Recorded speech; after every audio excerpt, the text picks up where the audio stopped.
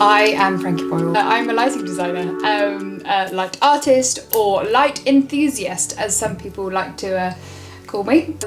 Well, light is vision, and vision is everything. It's our strongest sense, and that's definitely what has drawn me to it. And there's still so much of the world that we can explore with light, and still so much to just research and understand and how to utilize it in the events industry, experience industry, and even within your home. And throughout this time I have done a little vlog about lighting in the home to try and help mental health. On that note, the reason I got into it, language often is a disguise for what actually people are feeling, and the true self and what is actually true is body language and energy. And that is the very crux of why I do what I do, because I think lighting is a medium that I can get to the core of how you are feeling and how you are interacting within that space. It's how we act in a space, it's how we move through a space, it's how we feel within a space. I can access a part of you that makes you feel far more emotionally connected to something by the lighting schemes that are around you, and I can get you to move through a space just by the lighting that is around you and the playful elements within that. Now this is where I find it super interesting. Remember, vision is light. Without light we do not have vision. It's our strongest sense. But when we are designing an event or an experience, often lighting comes quite far down the list when we are trying to think about the story that we're trying to tell. If I plummet you into a pitch black room, you're going to feel far more heightened to the environment around you. You can then slowly add other senses into this to make your customer or participant far more engaged within the experience. If you are going at 100 miles an hour, 110 does not feel any different. And yet that is so often the case when we look into lighting design. We just keep adding. Stop all the adding. Stop the adding. Bring it back down to basics.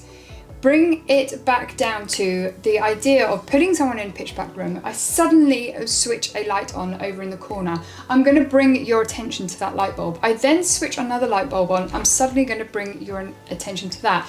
Now, obviously, let's not be as crude as my analogy, but use those elements to guide people, to guide people around experience, connect them emotionally to the experience that is happening around them and the space that's happening around them and the story of your brand.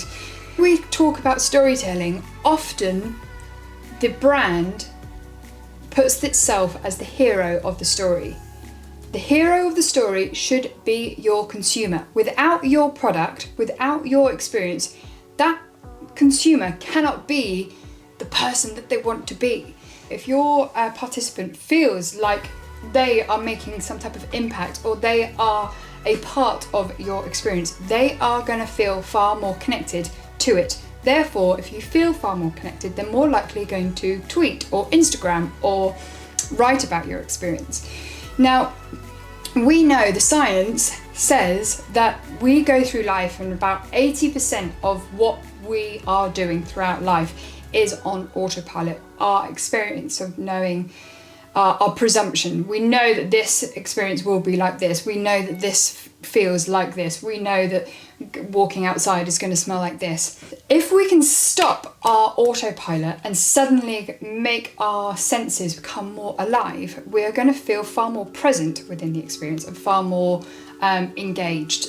There is the crux of how you relate your experience to that person.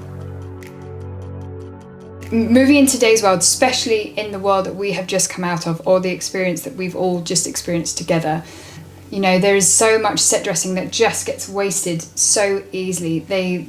We build something for one night and then it goes into the bin. I think our consumers in today's world are going to be far more savvy to us just giving them everything.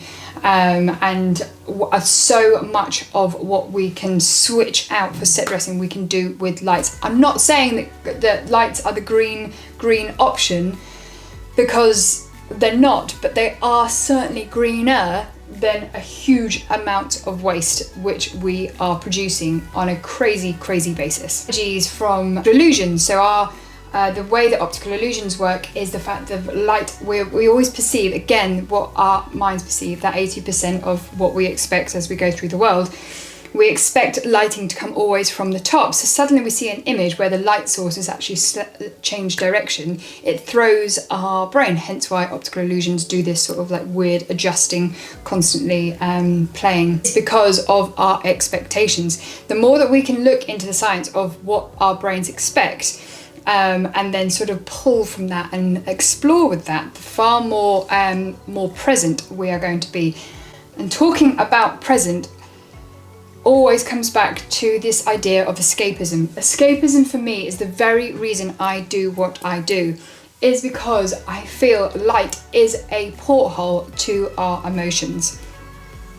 I can grab you and pull you into some type of emotional state, whatever that might be, far quicker than any other medium. Meditation and wellness has come so much to the fore in the last few years.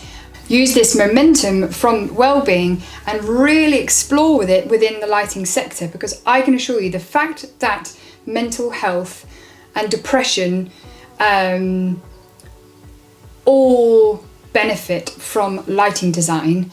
I know that we can start creating spaces just by using light to help people get into that meditative, present, relaxed state, and it's something that I constantly want to explore. Another thing that I always come back to is screens, and especially now, I had a thing about screens before lockdown.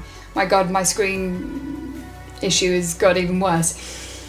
We are obsessed by looking into screens of our phones, our laptops, our TVs, our billboards, our information. Screen.